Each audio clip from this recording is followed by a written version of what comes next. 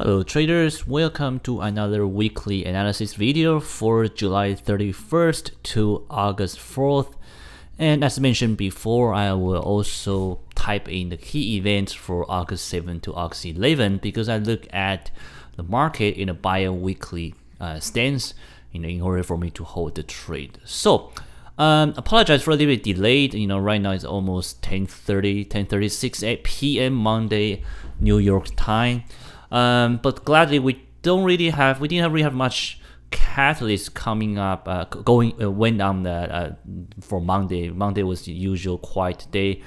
We did have a little bit turmoil in the U.S. politics, and that has significant pressure U.S. dollar once again. So I will once again go over the key events for this week. I will go over 8 major currencies, their updates, and my game plans for this week and also next week if there's any. Again, my name is Enho, and the way I trade the markets, both fundamentally and technically, I like to trade at event base. So I like to look at catalyst, and there are 3 ways I trade the catalyst in the financial market. I trade into the catalyst. That means I place a trade before the catalyst. I trade at the catalyst, means I trade at the exact event, the exact moment of the event. Could be the economic release, could be the press conference, or could be any global event, such as Brexit or like US election, things like that. Or I trade after the catalyst, means I place the trade after a significant event, and I try to get in either at a retracement or at a much better level. Now, let's go over this week. So first of all, Monday we did have few data points. The most notable one for today was the Euro CPI and the core CPI. Now they both came out as quite positive. Hold on just 1 second.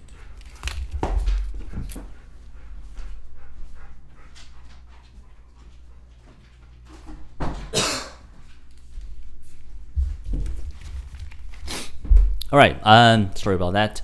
So as you can see for Monday right here, both CPI flash estimate was in line at 1.3%, but the core CPI was much better than expected and previous at 1.2%. Now, what did that do to Euro? Obviously, if we just quickly look at Euro, shoots up right away for today, and this strength was not only coming from the positive CPI, it was also because Donald Trump once again fired the White House correspondents basically after just a week of hired him.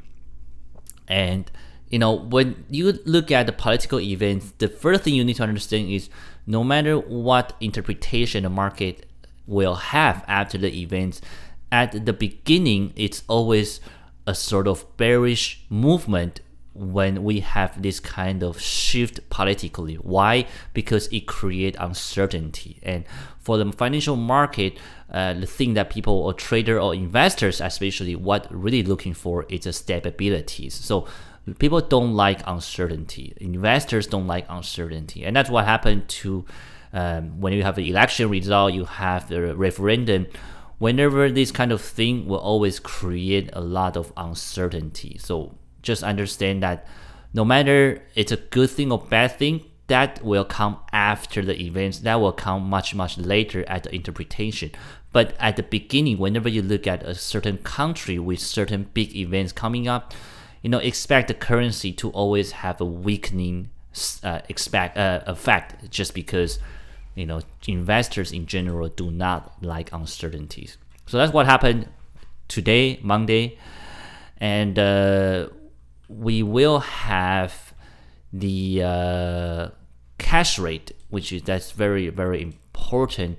The Chinese PMI is also important, which also already came out right here. Manufacturer PMI, much better than expected. Again, that's going to be of a strength for Aussie. And later on, we will have the Australian cash rate at 12:30 a.m. New York time. That will be interesting for Aussie. Aside from that, let's keep going. We have the core PCE for US. And honestly, for US right now, because of the NFP this week, but also because the general view for dollar has been very weak, and I don't think any of these catalysts is strong enough to lift US dollar up. Vice versa, it's also probably not strong enough to pressure US dollar. The really major point for US dollar right now has to come from the politics. It has to come from the Federal Reserve itself. So unless Janet Yellen comes out to say something really, really hawkish or really, really dovish, you have to understand right now the dollar index is really almost bottom out. That means if you're selling US dollar right now, just knowing that you are facing a major support. Now, that of course have to depend on what currency you are playing, which pair you pick to play with. So that I will go over that later. So tomorrow, except the Australian, we also have the New Zealand employment data and the GDP price. Now for New Zealand, one thing notable is not this data. This data is important, yes, but it's more notable is that next week we will have the RBNZ events. So this is something I'm really looking at right now. So that means any of New Zealand dollar trade I'm planning to do this week will aiming to trade into next week's RBNZ events. So just to know, that's my game plan. So I'm not looking to trade this kind of scalping. I'm really looking to trade into next week's RBNZ. Now, obviously, employment is one of the top 3 fundamental data. That's employment, inflation, and GDP. So this will give us a more clear guideline. Then Wednesday, you have the construction PMI from UK, ADP non-farm payroll, which is coming out ahead of the NFP, crude oil, and that's pretty much it. Another Chinese service PMI data. Thursday is the major event that we call Super Thursday, which is Bank of England. Now, Bank of England, they will release the bank rate, the monetary policy summary, and the votes. Now, this is very important event, obviously. What's more important is right now the market is pretty much divided. You have equal amount of seller and buyer. You have buyer buying into the possibility of more hawkish stance from Bank of England, that they might going to raise the interest rate, or they are not going to raise interest rate this time, but they are going to do that very soon. But you also have a dovish stance thinking that they are just basically bluffing. They are not really going to do anything about the currency. And the reason is because the economy is just simply too weak to stop the easing, basically. So that's Thursday will be a big event. Then you have RBA monetary policy statement, which comes after the rate statement. Then Aussie retail sale, and then Friday, finally, you have the NFP and the Canadian employment data.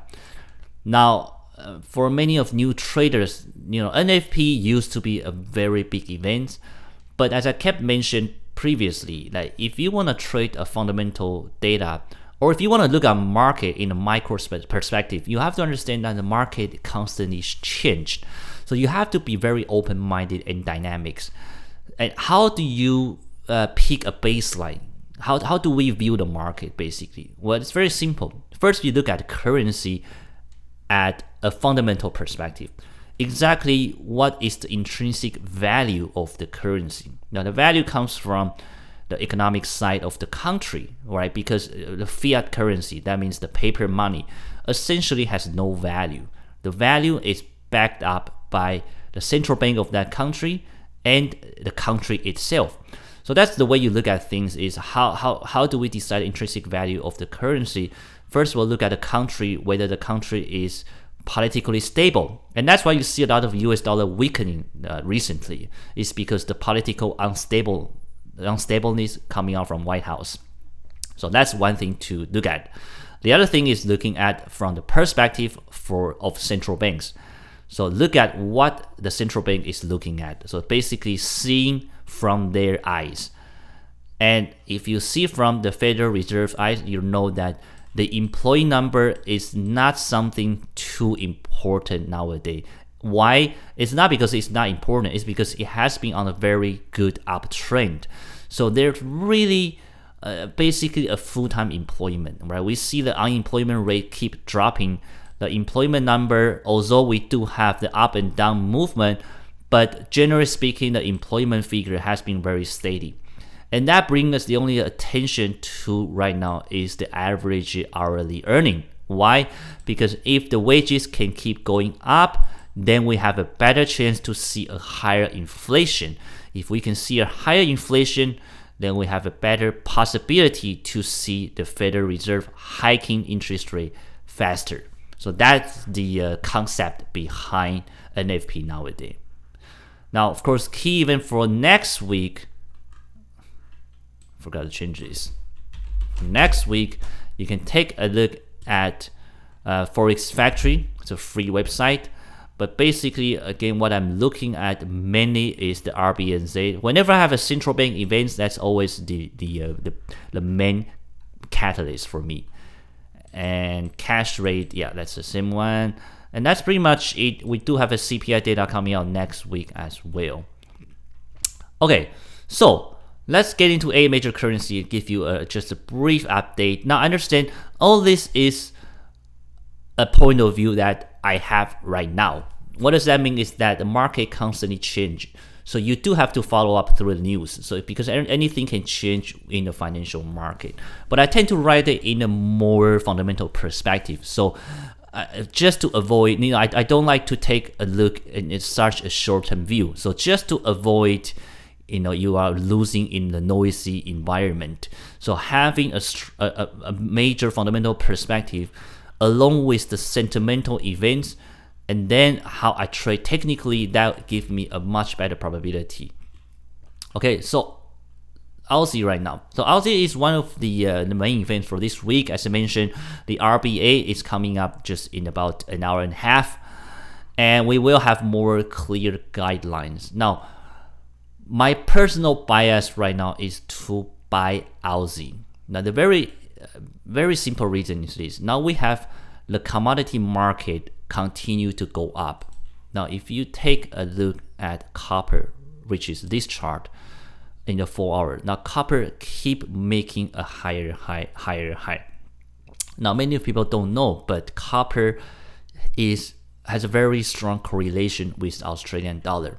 So this large shift upside for the copper price gives Australian dollar a very strong sentiment. Now, iron ore is the same picture. As you can tell, we went from 50 something to 60 something. Right now, we are at 70 something. So just these two commodity price alone give us a very elaborate picture that the micro perspective Australian dollar should be doing very well. Now, if you look at the gold, also is a higher high. If you look at oil, now oil does not have much correlation with Aussie other than CAD, but it still is a good chart to look at. That's why I pull up these 4 charts together. So if you look at all these commodities, everything is in a clear upside movement. That is one force to push Australian dollar. Okay, that's number one. Now, number 2 is the correlation between China. Now, if you look at the Chinese data, let's see last week if we have any. So last week, let's take a look at manufacturing, because for China, the manufacturing data is the most correlated one for Aussie, because whenever they manufacture things, they need raw material, and they need to import that from Australia. So last week we don't have much things coming up, and this week we just had the manufacturing PMI today. As you can tell, we at 51.4, which is slightly lower than the forecast. But as long as you're above 50, this figure is still a very good economy for China. The non-manufactured PMI, not a big important data, but just take a look. It's still not bad. You will have the manufacturing data right here. PMI again from China, 51.1. Another beat for the expect and previous. So looking at the second force for Australian dollar is from the Chinese data, and just look at these two manufacturing data, we can already see a quite strong momentum for Aussie. Now, the third thing is the fundamental data itself for Australia. What are the most important ones? It will be the GDP, it will be the inflation, it also will be the employment. Now, the previously GDP and employment are all doing quite well. Nothing particularly, but it's just a steady trend. Now, people were really looking at the inflation because, like every other country right now, what's going to push the central bank to raise interest rate or to stop the easing is the inflation data. Now, last week we did have the inflation data coming out from Aussie. The result was kind of mixed because the 3-month CPI, which is the go-to data for Australia. How do I know it? It's from the central bank. As I mentioned, always look at the fundamental picture from the central bank's point of view. Now, the central bank has purposely saying that they are using the 3-month CPI as a guided data to set up their monetary policy. So the data point was in line. However, the actual CPI was a negative number. As you can see, only had 0.2%. Versus the 0.4% expected number and 0.5% previous number. However, we don't see much ongoing bearish movement from Aussie from last week.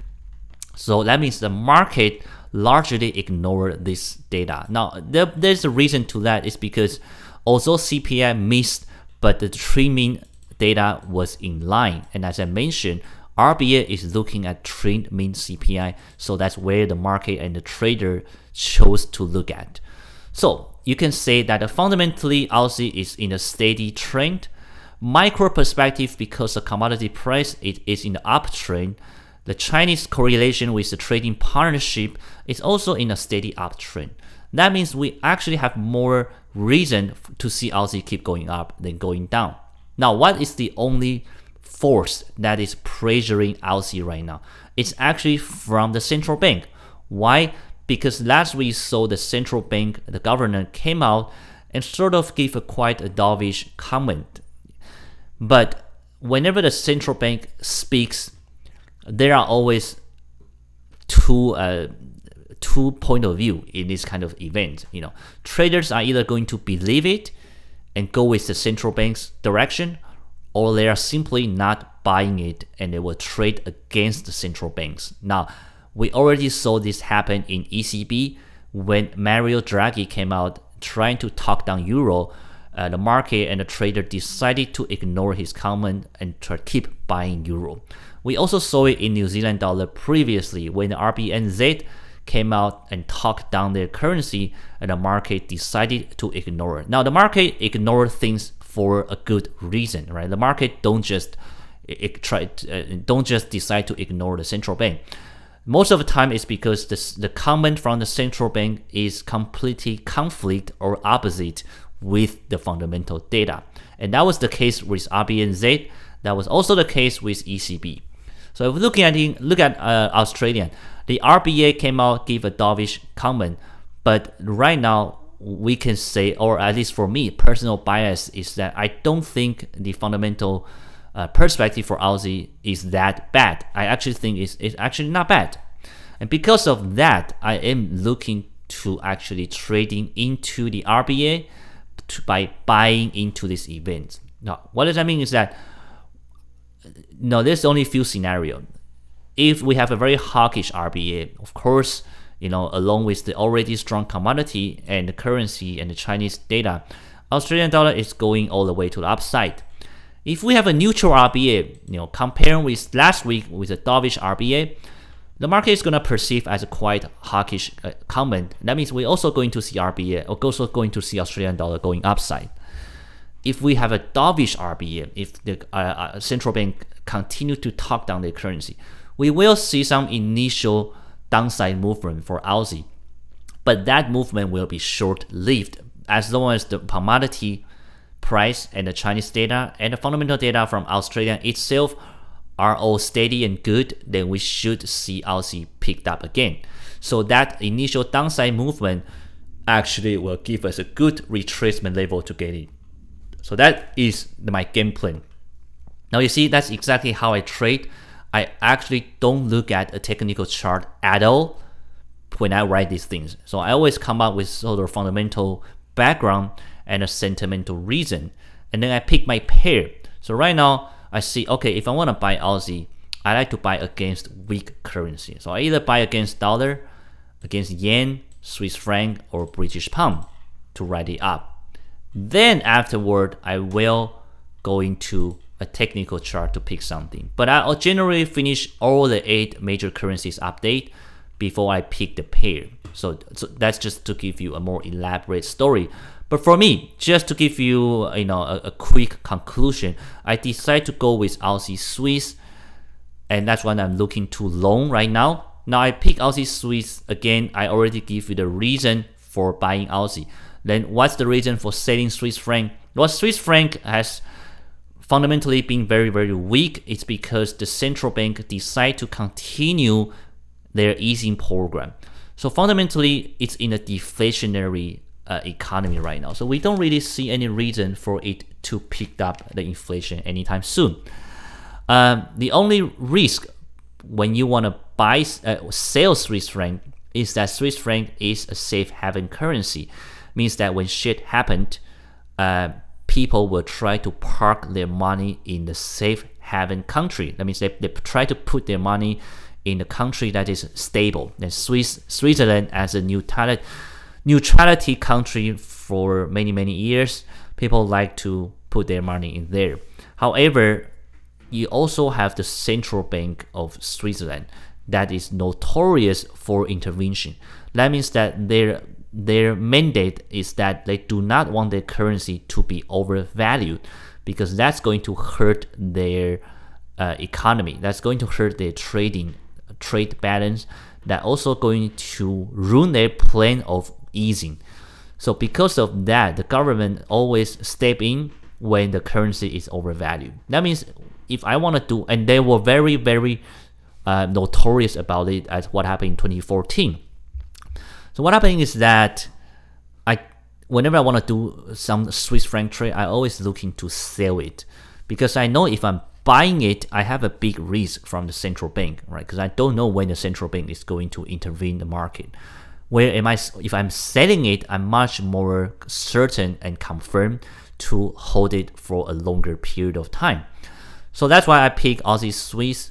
And how do I get in technically? Very simple. I just draw a Fibonacci chart like what you see here, and putting a pending order maybe at 38%, 50%, 61%. Sometimes I divide in my order. Sometimes I just put at 50. But generally speaking, I don't like to get in anything ahead of, unless it retraces to 38%, just to give myself a bigger breathing room to hold this kind of trade. So that's my view for Australian dollar right now. Now, of course, by the time you see this video, we probably already had the rate statement. So we'll see what happened later on.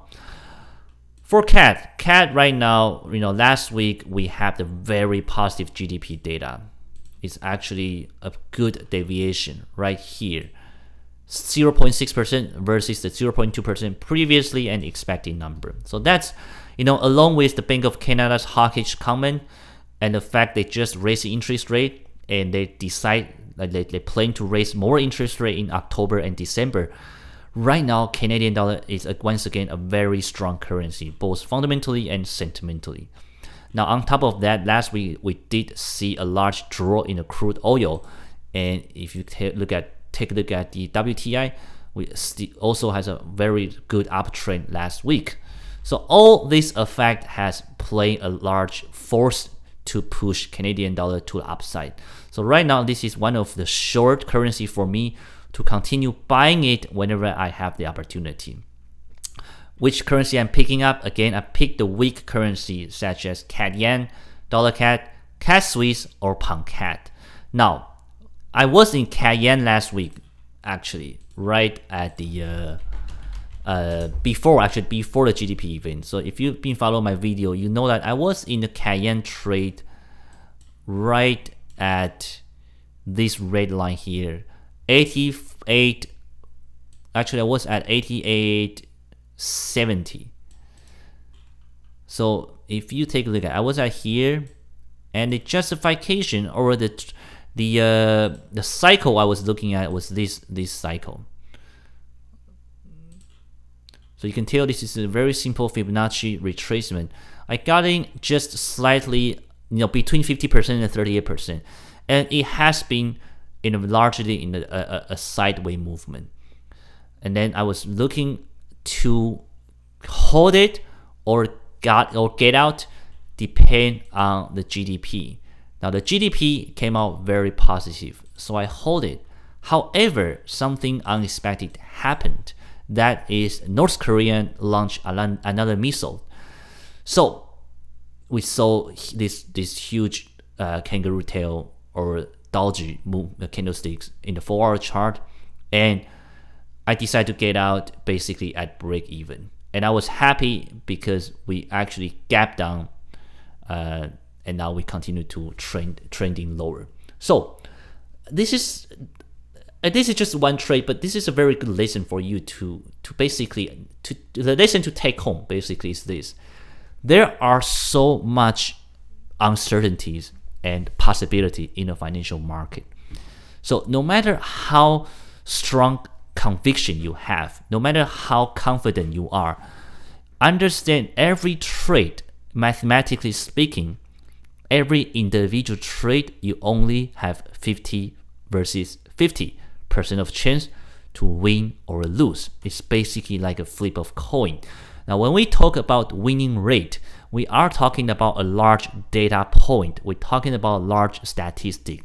So for technical trader, you understand that's why you're doing back testing for many, many years. Now, that's basically what happened in life as well. So sometimes it's crazy to see traders, commit such a large amount of percentage per trade because they are sure about the outcome. Now, this is just to tell you, everything was going with my direction. I had a fundamental strength from Canadian dollar. I have a good catalyst, which is not only positive, but in a positive deviation to push CAD higher. Everything is wonderful, but I never lost my perspective to say, oh, right, it's great, I'm gonna commit 20% into this trade. No, I still use 1% per trade, per risk, or per currency. And and then that's exactly what happened. Because of these unexpected global events, basically North Korea launched the missile at the midnight in Asian time.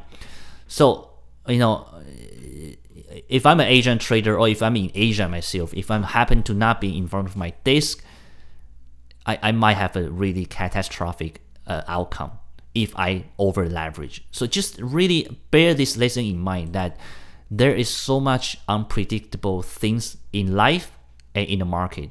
You don't want to fool yourself.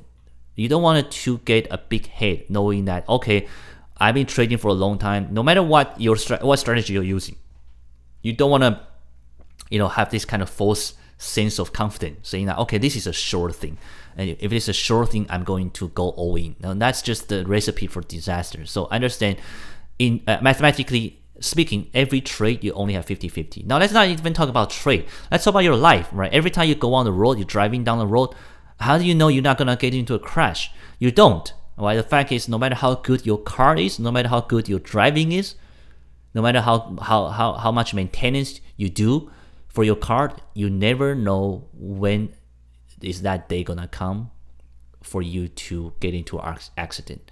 So just basically don't be too arrogant or too overconfident in the future, and always understand that the risk is part of the game. You want to embrace it.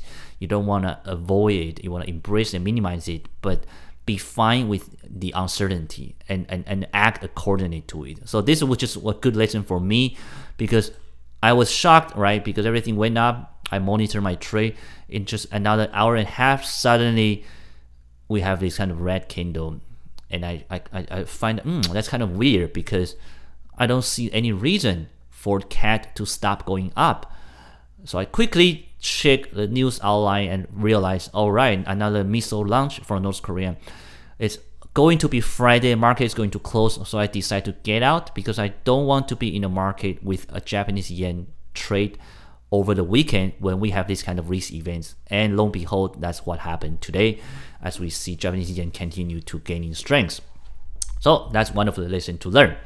Now, in terms of the trade plan this week, I am still looking to buy CAD, but because right now the North Korean issue, I probably want to avoid yen, or if I want to get into CAD yen, I don't want to use this cycle. I think it's too small. I probably will zoom out and find a much bigger cycle. Maybe I'll go start from here, or maybe I even start from here. Seems like giving a much bigger perspective. Or I can pick other currencies, and I decide to go with pound CAD. Now, I will tell you why I choose to sell British pound later, but just to give you a technical perspective for pound CAD. So I'm actually looking to sell pound CAD. Now, as you can tell, I already draw a Fibonacci retracement here. So I'm looking to sell at 50% here. And maybe I'll put my first order at 38% here. So you know the reason I'm buying CAD. So let me tell you why I want to sell British pound. So let me go to British pound first.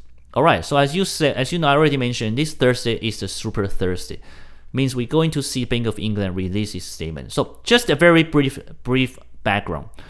Ever since the Brexit, we saw British pound losing a lot of value. Now, what's going to happen to that is that it's pushing the inflation up because the currency or the money become very cheap. Now, that's going to be an issue because this inflation has nothing to do with the economy. Now, normally when inflation happens, it's because we have more demand. Basically, we have more money, we have better economy, people are buying more stuff, that push the price up, and because most people have more jobs, and so you also have the full-time employment, and because of that, in order for the employers to hire more people, they have to raise the wages. So that's why you also see a higher wages. Now, because you have higher wages, so everybody is making more money. So the result is they want to spend more money, and all these things just keep pushing the price of the product even higher. So basically, that's a very simple scenario, and that's exactly what's happening right now in US. Right, you have a very low unemployment rate, you have a full-time employment, you have a high inflation. However, the missing piece was the wages, and that's why I was saying that as long as the wages can pick up, then US dollar can resume a bullish stance. But right now we are not seeing that, and that's why US dollar has this kind of bearish movement. Okay, so for British pound, the currency or the inflation 100% come from the weakening of British pound. That has everything to do with Brexit. So that makes the whole thing kind of complicated. Because on the other hand, you don't want inflation to go out of hand. But if you raise the interest rate right now, it's going to be a disaster for the economy because the economy is not strong enough. What about the people who have a mortgage right now? What about the business investment? What about the entrepreneur that was looking to get more money from the bank to basically have more business going on? Now, once the inflation become higher and you raise the interest rate, money become more expensive. So basically, you decrease or discourage business activity, and that's not a good thing for UK right now. On top of that, what's happening or what's in front of UK is this uncertainty over the Brexit negotiation. So if you raise interest rate right now, not only the economy is going to get hurt, the future of your trading partner or basically the whole relationship with the Eurozone is up in the air. So it's really not a wise movement. But of course, I am not a central banker. So I don't want to have any 100% conviction because I do understand. On the other hand, if the inflation keep going higher, that's also not a good thing. The central bank does have to do something to control that. So right now, what happened to British pound is you have equal amount of buyer who think the central bank is going to raise interest rate. You also have equal amount of seller who think central bank is bluffing. Now, what's my plan? Actually, I don't know. So what I do is in this kind of fundamental neutrality, I look at the sentiment or I look at the price action. So if you take a look at most pound pair, all right, you look at pound CAD, you can see the British pound is actually going up. This is a 4-hour chart. If you look at Euro pound, British pound, look at these two red candles. It's also in a sideways movement. If you look at cable, it's an obviously uptrend. If you look at pound yen, it's also not an uptrend, not a downtrend, more a sideways movement. If you look at pound Aussie, it's also have a slow retracement to the upside. So I do think that the market, or some of the market participants, are buying British pound right now because people think the Bank of England is going to be hawkish. Now, what I think is that there are a few scenarios. First is that Bank of England really hiked the rate and then released a very hawkish statement, sort of like Bank of Canada. Then we are going to see British pound go higher, but it will stop at some point because what's going to happen next, right? What's going to happen next is the Brexit concern is going to kick in again, and the economy is also not that strong. So I do think British pound will be beneficial to the upside, but the movement will be short-lived.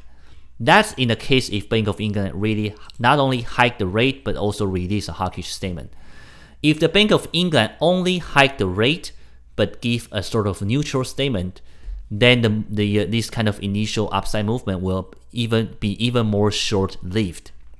Now, if the Bank of England not hike the rate but give a hawkish statement, then we should see again a short-term upside movement only to go downside.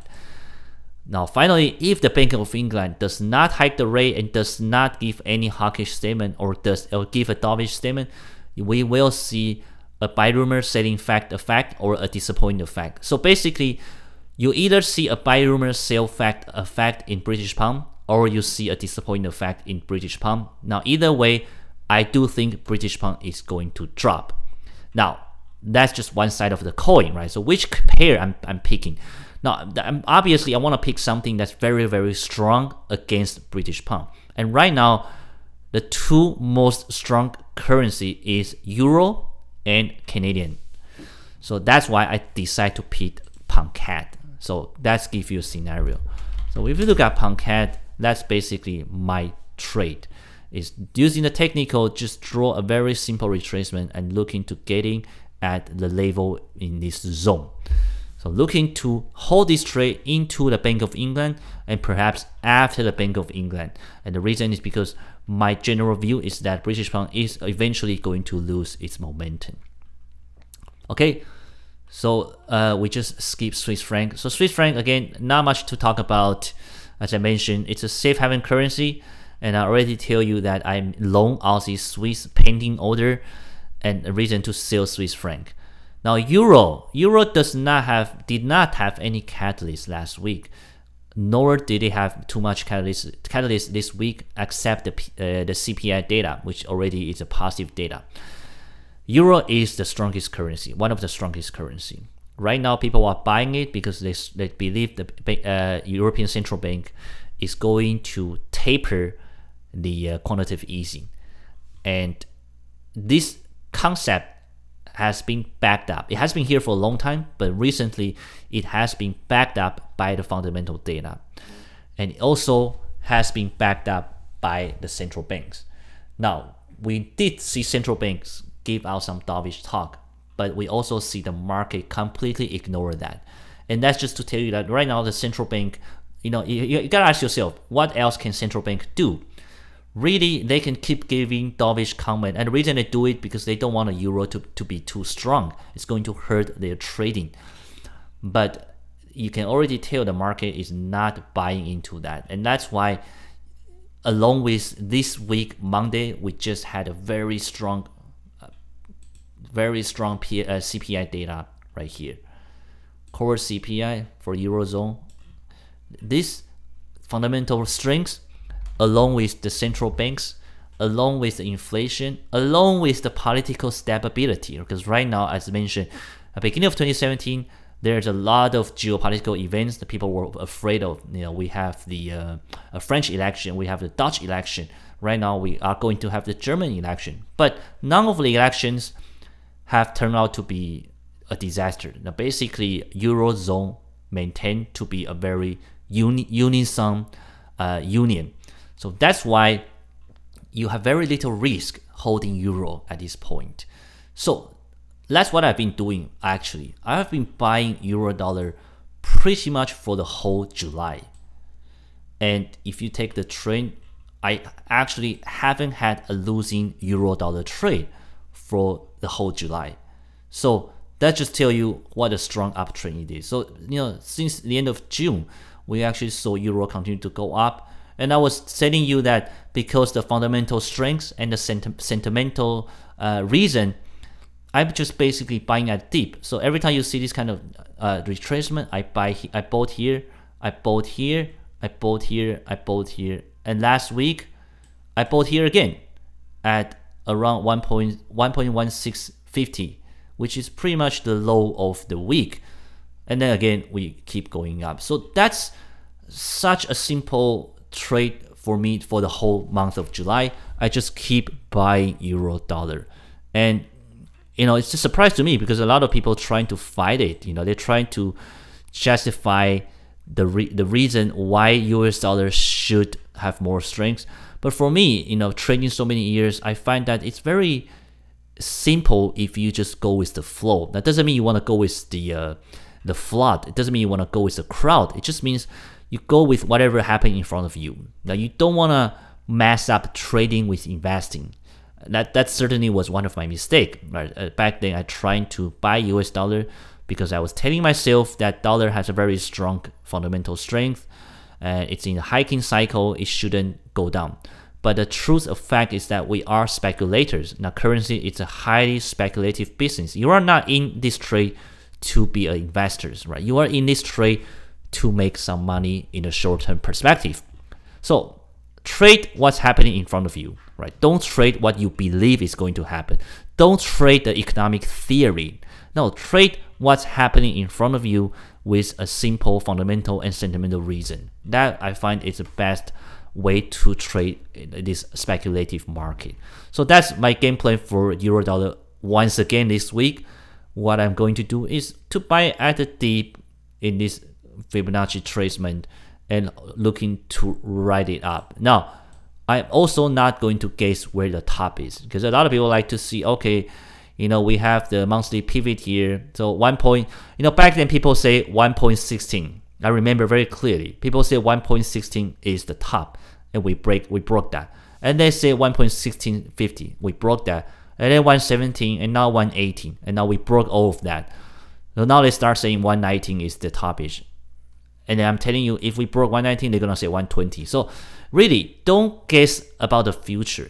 Trade what's in front of you, and the rule of thumb is have the fundamental reason and sentimental catalyst, and look at the price action. Use understand that trend is your friend. Trend is your friend. You don't want to catch a falling knife. Again, you are not an investor. If you are an investor, yes, you want to buy low, but you are a trader. So trade. You can buy high, sell higher. You can sell low and sell even lower. So understand that's the concept.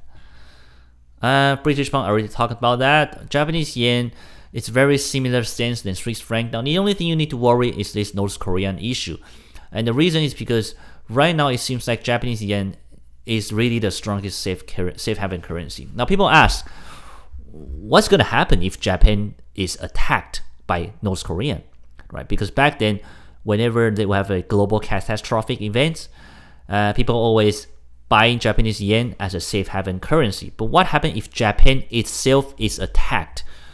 Does that mean the currency is still going to go up, or is it going to go down? Now, we have different theory, right? Of course, if Japan is attacked completely by nuclear bomb or whatever it is, like disappear basically on Earth, then yes, their currency basically become a piece of paper, right? Then of course Japanese yen is going to drop. But look at what happened to Fukushima when you have the nuclear event. Japanese yen actually went up. And the reason is because you have to repair a lot of public infrastructures, which you have to spend a lot of money. And there's going to be a lot of demand, which boosts Japanese yen up. So it's not that simple that, okay, a country got attacked, so the currency is going to drop. Especially in the case of Japan, you have to understand it has been a quite historical country. It has been through a lot of wars, basically, World War I and World War II. And it's a very resilient country. So I personally have a lot of faith. Like, I think it's not gonna get attacked. I don't think it's, I think if it's gonna happen, then South Korea is gonna get attacked first. But nevertheless, I don't think I'm quite confident for Japan basically as a country, and that's why in this North Korean issue, I don't think it's going to affect Japanese yen in the downside. On the contrary, I actually think it's going to boost Japanese yen even further. Now, because of that, I tend to not get into a young Japanese yen trade right now because I don't know how much effect this North Korean issue is going to be. Now, for that being said, I did have one Japanese yen trade, which is New Zealand yen, and I talked about New Zealand first since I'm talking about that. So New Zealand don't have much going on, but because next week we have RBNZ, and because the basic interest rate differences, I do like to buy New Zealand yen right now and trading into next week's RBNZ. Now, what's going to happen to RBNZ? I don't know. But my rationale is that no matter what's going to happen to RBNZ, the fundamental data currently is not bad for New Zealand. Right? It's not something so good, but it's something neutral. So you don't see much people are selling New Zealand dollar right now because there's no reason to sell it. But you also don't see much movement for New Zealand, especially against other strong currency. Now, that the exception comes in with New Zealand yen and New Zealand Swiss franc. It's because you always have traders trying to carry trade these two currencies. If you look at the interest rate differences, one is at 1.75, the other one is at negative 0.1 and negative 0.75. So just by holding a New Zealand yen or a New Zealand Swiss trade, you're making an interest rate payment. And that's what happened, that New Zealand yen and New Zealand Swiss will always have this underlying buying into it. So my rationale is just basically I'm buying into next week's RBNZ, but I'm basically looking to ride the catalyst in order to provide more volatility. So the rationale is that I think because the RBNZ next week, we should have more New Zealand volatility coming in this week all the way until next week. And I don't know how much that volatility is going to drive the direction, but I think eventually New Zealand and New Zealand Swiss is going to be a steady uptrend just because the interest rate difference and because fundamentally New Zealand is not doing bad. Now, obviously, my biggest risk for holding any Japanese yen trade, as I mentioned, is the safe haven events, especially right now with what's happening in North Korea. So I did use a very large gap. So for me, I don't want to get into, if you look at this 4-hour chart, you can say, okay, why don't we go here or here? But for me, it's just too close. For me, I put something right here at 80.50. Right? It's still not a very far away trade, but for me, I have a few strong support and resistance right in here. So if you draw a triangle, you can tell that I have a lot of price action right in this area, or all the way you can see until here. So I do hope this zone to hold it, and then we all the way until next week RBNZ, we should have a back to the upside movement. That's just a basic rationale. Now I don't know what's gonna happen, so I'm closely monitor this trade. Again, the biggest risk for Japanese yen trade is the global event. Finally, we have US dollar. Now, US dollar, again, right now, it's really not doing well. Now, I already give you all the reasons, right? We have a geopolitical unstableness from the White House.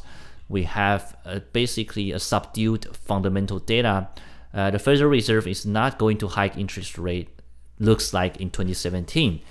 So the only thing that's going to push US dollar higher is the fact that it's still in a hiking cycle, the fact that it's still a very strong economy, and the fact that they are going to reduce the balance sheet, which is going to push US dollar higher probably in September. So that's the only reason that US dollar is still here. But it's not going to upside down. Most likely it's going to do sideways. So I would just cautious, right? I am in euro dollar, but the main reason is because the euro is very strong. Now, I wouldn't say that to other currencies. You have to watch out that dollar, it does look like it's in a very bottom movement. So understand that you might have a very strong support in, let's take a look at DXY. So right now we continue to break lower low at 92. Let's see if we have any yearly pivot. No, we don't have any yearly pivot. We also don't have any pivot zone. So yeah, it does look like it's going to lower low, higher low. It's still a steady downtrend. I do hear a lot of people say it's bottom out because how low can it go? US dollar does have a strong economy to support it, and so I guess unless you have a strong catalyst, right? If I'm long euro dollar, look at this. I'm actually have to go against the interest rate. So of course I'm not an investor, so I don't really care about the interest rate if I'm trading into the catalyst. But I know other investors are looking at this. I know other commercial traders are looking at this. So that's something you have to be careful. That you understand that you might not. For me, I'm not trading technically, right? I don't initiate trade with technical only. However, I know a lot of people are doing that. So of course I will respect support and resistance, right? It's just no brainer. So same thing as, if you're a technical trader, you say, okay, I don't trade fundamentally, and that's fine. But a lot of people are looking at the fundamental data. So for you, it is, wise to at least knowing when the important data is coming out instead of turning a blind eyes. I think that would be a good plan for you to at least be aware. So for me, for dollar right now, still looking to a downside movement. And NFP this Friday, really, I don't think it's gonna be a big event unless we have a positive average earning, which we haven't had it for a long time, right? The last time we have 0.3% was in May. So June, July, we all missed it, 0.2, 0.2. So we'll see what happened to the ADP first on Wednesday. Then still, again, even if we know the ADP, it still just gives us a figure. And right now the figure, look at that, it's a positive expectation, right? The figure is already like, it's not a question of whether people have jobs, right? It's really whether their salary or wages can go higher. And as long as we don't have that, I don't see any reason for US dollar to go up. On the other hand, if we do have it, we might see a large buy into US dollar just for the fact that you are at a very, very low bottom. So, for the risk reward perspective, a lot of people will want to get in and hold it. So just be careful if you are in any dollar trade. I'm personally in euro dollar just because I'm still confident in euro, but I'm fully aware that's my biggest risk to get into euro dollar. And that's why I put my penny order right now on Monday, right? I will look at what happened, and Friday will be the main critical risk for me. Okay, so that's pretty much what I have for this week. Just to recap, I'm looking at euro dollar, I'm looking at Aussie Swiss, I am looking at pound CAD to short. I am also looking at New Zealand yen to long. And really the big event this week is the Australian RBS rate statement, which is coming up later, Bank of England, and non-farm payroll. Now, I used to trade economic release at the moment when it released, when we have a deviation. Right now, I tend not to like to do that anymore. I really like to do a more passive way of trading. I like to trade into the events or after. I really don't like to get into at the release. Now, don't get me wrong, I do have a very premium service to give me the best data. But even with all the execution speed and all that, I still find it's a very nervous thing for me. It's very nerve-wracking because you have to be there, second by second. And when the result comes in, you have to click very fast. And then you have to make sure your internet is not disconnected. There's just so much pressure just to grab a few pips. So I'm not a big fan of that anymore. So right now, that's why I think it's benefit for people, whoever is watching this video, because that means that I'm paying more attention to a trade that I can trade into it. So it's for people who, you have a full-time job or whatever it is, you still have a lot of opportunity to place your trade. And I keep mentioning all the euro dollar trade I had for this month, none of it are trading live. Everything was filled at the retracement.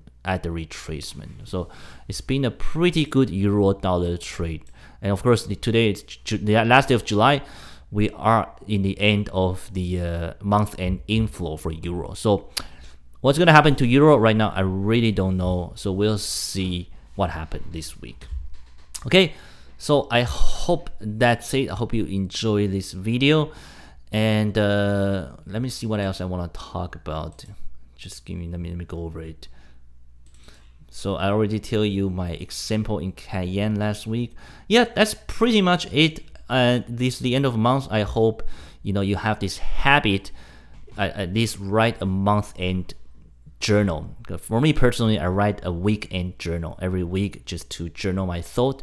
I will encourage you to start writing journal in this way. You really will find it very beneficial. So I hope you enjoyed this video. If you have any question, feel free to email me or let me know what's up. Other than that, I will see you very soon next week. Safe trading. Have a wonderful week. Thanks. Bye-bye.